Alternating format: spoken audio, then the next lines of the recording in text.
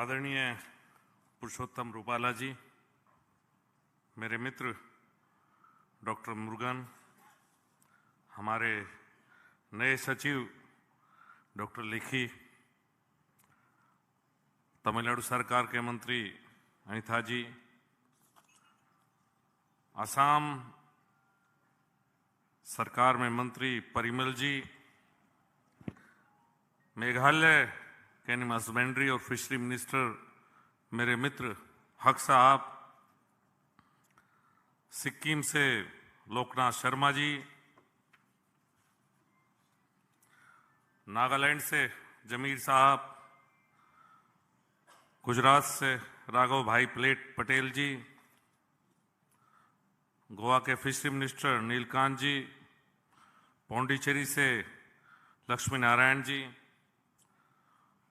अंडमान से आए हुए एडमिरल डी.के. जोशी जी, उत्तर प्रदेश से मंत्री बड़े भाई संजय निषाद जी, हरियाणा से मेरे मित्र जयप्रकाश दलाल जी, अरुणाचल प्रदेश से तागे ताकी जी, और बहुत अच्छी जगह है जीरो, जहाँ के रहने वाले हैं, सबको एक बार जाना चाहिए जीरो में जरूर। तागे ताकी जी का जो डिस्ट्रिक्ट है, आज भी ऐसा लगता है कि असली अरुणाचल इनके प्रदेश, इनके जनपद में ही है। उत्तराखंड के एनिमल हस्बेंड्री फिशरी मिनिस्टर छोटे भाई सौरभ बहुगुणा जी, आंध्र प्रदेश से अप्पल राजू गुरु जी, पंजाब से गुरमीत सिंह जी, तमिलनाडु के मैंने बता दिया, और विभिन्न प्रदेश से आए हुए अधिकारीगण, फिशरी डिपार्टमेंट के भारत सरकार के सभी अधिकारीगण, और आईसीआर ने भी पहली बार हमें ज्वाइन किया है। स्वागत तो डॉक्टर साहब ने, डॉक्टर मुरुगन ने कर दिया। महाबलीपुरम में इनके प्रदेश में हैं, आज आपकी तरह मैं भी इनका ही गेस्ट हूं, और आज पहली बार मुरुगन जी बिना कागज के बोल रहे हैं और दिल से बोल रहे हैं, जब से मेरे साथ है कई साल से, और इतने ही दिल से बोल रहे हैं जितने दिल से मछलियों के बारे में इतना अच्छा बोल रहे, जितने दिल से मैं गाय और भैंस के बारे में बोलता हूं, इतने ही दिल से आज ये मछलियों के बारे में बोल रहे हैं इस मंच से। पहली बार अच्छा लगा, और बहुत सी बातें आई हैं। मेरे तो याद है कि 2014 में जब मैंने इस मंत्रालय को ज्वाइन किया था कृषि राज्य मंत्री की, उससे तो फिशरी का कोई जिक्र नहीं होता था कभी भी। वैसे तो एनिमल हस्बेंड्री एक डिपार्टमेंट था एग्रीकल्चर का, लेकिन फिशरी का तो जिक्र नहीं। एक या दो छोटी छोटी हमारी स्कीम थी, और कभी किसी स्टेट के मिनिस्टर ने मेरे सामने फिशरी का जिक्र नहीं किया, क्योंकि भारत सरकार के पास ऐसा कुछ था ही नहीं जो किसी स्टेट को मदद कर दे। उसके बाद ब्लू रिवोल्यूशन आया पहली बार 2015-16 के करीब, उसमें ऐसा हुआ कि फिशरी के लिए कुछ करने की इच्छा शायद केंद्र सरकार की है, और 2019 में जब ये अलग मंत्रालय बना एनिमल हस्बेंड्री और फिशरी, तो असली फोकस उसके बाद आया। और ये जो हम एक महीना पहले एनिमल हस्बेंड्री की मीटिंग में ज्यादातर लोग हम श्रीनगर में मिले थे, और उसका मिलने का आपस में एक वो है कि बहुत सी पॉलिसीज या जो स्कीम्स हैं भारत सरकार की, जो स्टेट्स को सूट नहीं करती, वो फीडबैक हमें मिल जाता है। एनिमल हस्बेंड्री में हमारी ब्रीडिंग फार्म्स की स्कीम थी, जब फीडबैक आया नॉर्थ ईस्ट की तरफ से, लिस्टेट्स की तरफ से, तो आने मंत्री जी ने उसको चेंज करके जो बड़ी स्कीम थी उसको छोटे करने का प्रयास भी किया, छोटी हो भी चुकी है वो। इसी तरह से आज यहाँ हम और आप मिलकर जब बैठेंगे तो कुछ ऐसी जरूर प्लानिंग होगी आगे की, भविष्य की कुछ स्कीम्स होंगी जिनमें परिवर्तन होगा। तो साउथ इंडिया की तो ज्यादातर बातें आगे आप लोग लीडर हैं, आंध्रा हो, तेलंगाना हो, चाहे तमिलनाडु हो, फिशरी के फील्ड में आप लोग लीडर हैं।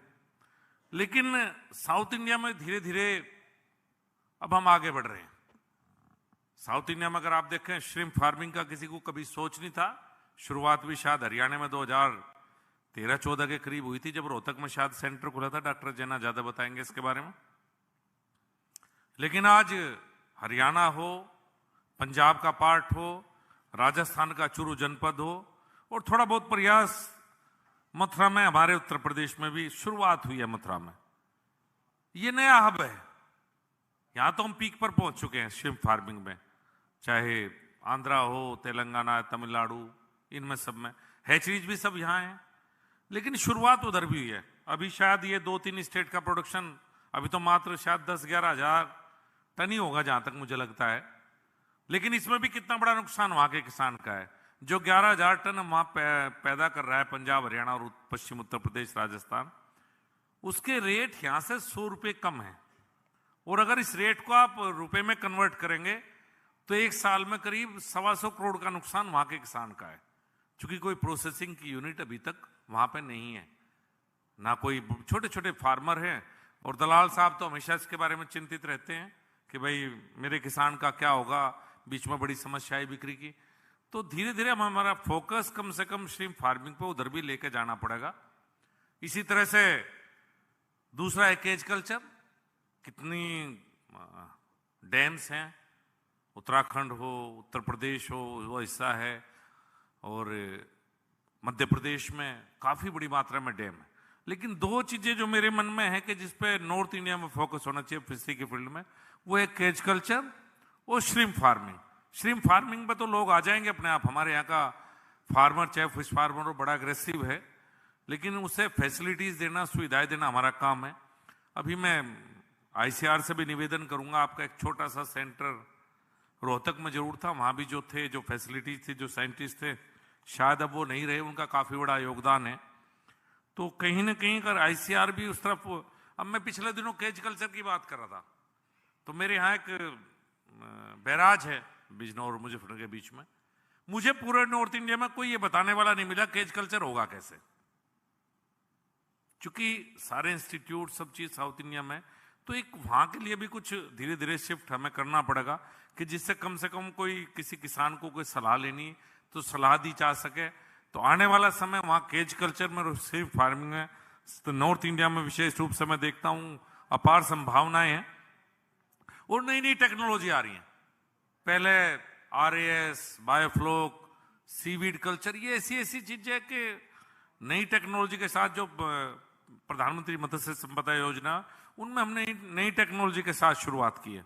और मुझे लगता है कि ग्रोथ रेट तो सबसे ज्यादा सेक्टर की है फिशरी की, और कहीं ना कहीं एग्रीकल्चर हो, एनिमल हस्बेंड्री और फिशरी हो, अगर कहीं सबसे ज्यादा स्कोप, भविष्य की संभावनाएं मुझे दिखाई देती हैं तो फिशरी में दिखाई देती है। क्योंकि एक्सपोर्ट की अपॉर्चुनिटी फिशरी में, एनिमल हस्बेंड्री में जो अपॉर्चुनिटी हमारे पास एक्सपोर्ट की नहीं है, वो फिशरी में अवेलेबल है। ऑलरेडी 57,000 करोड़ की श्रिम्प का हम एक्सपोर्ट करते हैं। और हाई वैल्यू फिशेज जिसमें हम धीरे धीरे जाने का प्रयास कर रहे हैं, तो उसमें जाने के साथ साथ एक्सपोर्ट की संभावनाएं बहुत बढ़ती हैं। तो मुझे लगता है एज ए टीम, रूपाला जी के नेतृत्व में फिशरी सेक्टर को नई ऊंचाइयों पर ले जाने का समय आया है। एक बार आप सबको फिर फिश फार्मर डे का बहुत बहुत शुभकामनाएं और आपका बहुत बहुत स्वागत इस सुंदर शहर में। बहुत बहुत अभिनंदन।